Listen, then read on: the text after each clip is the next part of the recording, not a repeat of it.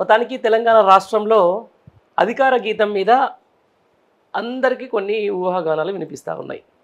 అంటే ఆంధ్ర సంబంధించినటువంటి ఒక సంగీత దర్శకునితో ఈరోజు అధికారిక గీతం కొట్టిస్తున్నారు. దానికి సాక్షాత్తు ముఖ్యమంత్రి అక్కడికి వెళ్ళి అక్కడ స్టూడియోలో కూర్చొని స్వరాలు పలికిస్తున్నట్టు కొత్త కొత్త పదాలని ఏమంటారు అల్లిస్తున్నట్టుగా మనకు కొన్ని సోషల్ మీడియాలో వార్తలు వస్తూ ఉన్నాయి.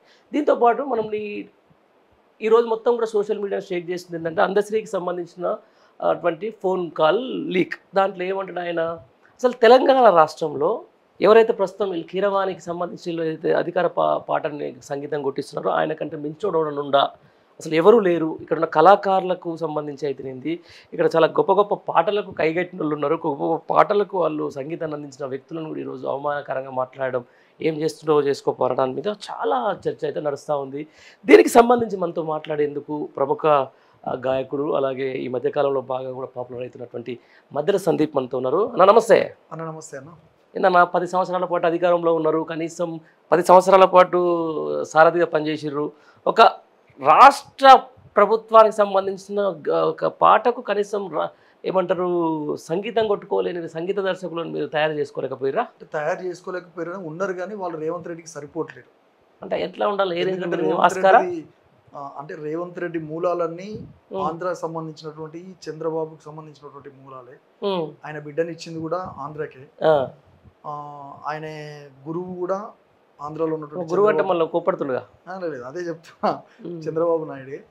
కాబట్టి అక్కడి మూలాల మీదనే ఆయనకి ఎక్కువ ప్రేమలు ఉంటాయి, అక్కడికి సంబంధించినటువంటి దాని మీదనే అక్కడ వాళ్ళ మీద ఉంటుంది. కాబట్టి ఇవాళ కాంగ్రెస్ ప్రభుత్వం వచ్చిన తర్వాత చిన్ని చరణ్ అర్జున్ నల్గొండ జిల్లాకు సంబంధించినటువంటి ఒక బహుజన ఆయన పాట కూడా ఆయనే కదా రాసింది.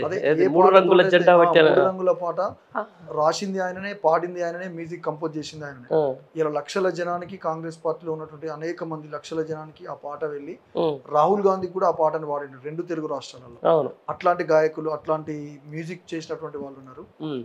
సురేష్ బొబ్బిలి లాంటి వాళ్ళు ఉన్నారు, రవి కళ్యాణ్ లాంటి వాళ్ళు ఉన్నారు. తెలంగాణ ఉద్యమంలో అసైదుల హారతి, ఉస్మానియా క్యాంపస్ లో ఇట్లా వందలాది వేలాది పాటల్ని కంపోజ్ చేసినటువంటి రవి కళ్యాణ్ ఉన్నాడు. ఇప్పుడు కొన్ని వందల మిలియన్స్ వ్యూస్ చేస్తున్నటువంటి మన ఇప్పుడు ఎదుగుతున్నటువంటి మదీను, కళ్యాణ్, బోలే షావలి, ఎవరి పాటలు పాడుకొని ఎవరి పాటల మ్యూజిక్ డైరెక్షన్ చేసుకొని ఎవరి లిరిక్స్ తోటి అయితే కాంగ్రెస్ పార్టీ ఇవాళ అధికారంలో వచ్చిందో ఇవాళ వాళ్ళ పాటలు పనికి రాకుండా పోయినాయి అనేది నాకున్న అభిప్రాయం. అది రేవంత్ రెడ్డి కాబట్టి. అదే కేసీఆర్ గారు కనుక ముఖ్యమంత్రిగా ఉండుంటే ఈరోజు ఏది చేయాలనుకున్నా కూడా తెలంగాణలో ఉన్నటువంటి ప్రముఖ కవులను అందరిని పిలుచుకొని అందరి అభిప్రాయాలు తీసుకొని తను ముందుకెళ్ళేవాడు.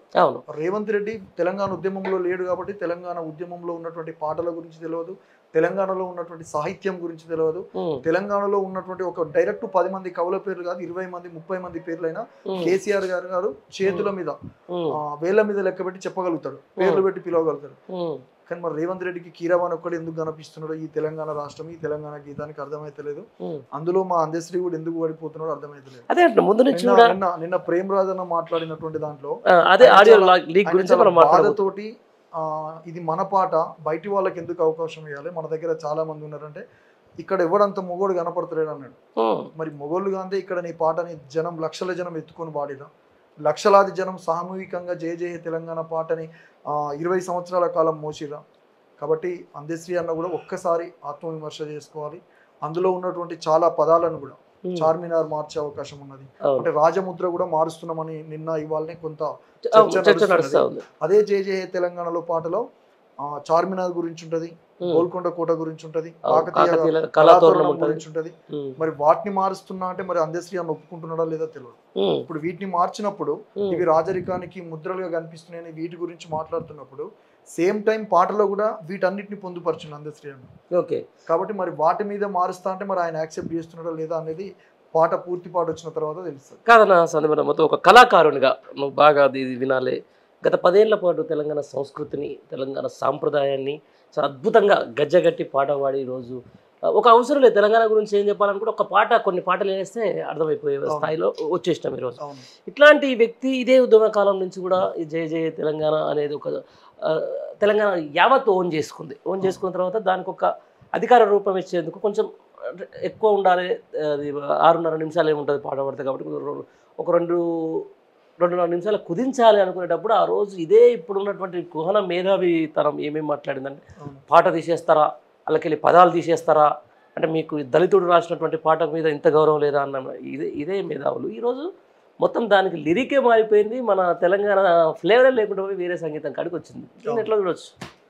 దాని నిజంగా తెలంగాణ భాష మీద, తెలంగాణ సాహిత్యం మీద జరుగుతున్నటువంటి కుట్రలో భాగమే. ఎందుకంటే ఆ పాటలో పోతనది పురిటిగడ్డ, రుద్రమది వీరగడ్డ, గండర గండడు కొమరం భీముడే నీ బిడ్డ, కాకతీయ కళా ప్రబల క్రాంతి రేఖ రామప్ప, గోలుకొండ నవాబుల గొప్ప వెలుగే చార్మినారు, జై తెలంగాణ, జై జై తెలంగాణ, జానపద జనజీవన జవలీలు జాలువార, కవి గాయక వైతాళిక కలల మంజీరాలు, జాతిని జాగృత పరిచే గీతాల జనజాతర, అనునిత్యం మా గానం, అమ్మ నీవే మా ప్రాణం, జై తెలంగాణ, జై జై తెలంగాణ, సిరి వెలుగులు విరజిమ్మే సింగరేని బంగారం, అనువనువున కనిజాలే నిహితనువుకు సింగారం, సహజమైన వన సంపద సకనైన పువ్వుల పొద, సిరులు పొంగే సారమున్న మా గానమే కదనీయద, జై తెలంగాణ, జై జై తెలంగాణ, గోదావరి కృష్ణమ్మలు మన బీలకు మల్లాలి, పచ్చని మా గానాలు పసిడి సిరులు పండాలి, సుఖశాంతుల తెలంగాణ సుభిక్షంగా ఉండాలి, స్వరాష్ట్రముల తెలంగాణ స్వర్ణయుగం కావాలి, జై తెలంగాణ, జై జై తెలంగాణ, జయ జయ హే తెలంగాణ జననీ జయ కేతనం, ముకోటి గొంతుకలు ఒక్కటైన చేతనం, తరతరాల చరితగల తల్లి నీ రాజనం, పలు జిల్లల నీ పిల్లలు ప్రణమిల్లిన శుభతరుణం, జై తెలంగాణ, జై జై తెలంగాణ. ఇంకా ఈ పాటలో ఇంకా మార్పులేందో చేర్పులేందో వాస్తవానికి అన్ని ఉన్నాయి. ఇదే పాటని ఈ 10 సంవత్సరాల కాలంలో కేసీఆర్ గారు ముఖ్యమంత్రిగా ఉన్నప్పుడే అధికారిక గీతం కాకపోవచ్చు కానీ అధికారిక ప్రతి ప్రభుత్వ కార్యాలయాల్లో వాళ్ళ డైరీస్లలో ఉన్నది, వాళ్ళ క్యాలెండర్లలో ఉన్నది, ప్రతి కార్యాలయాలలో.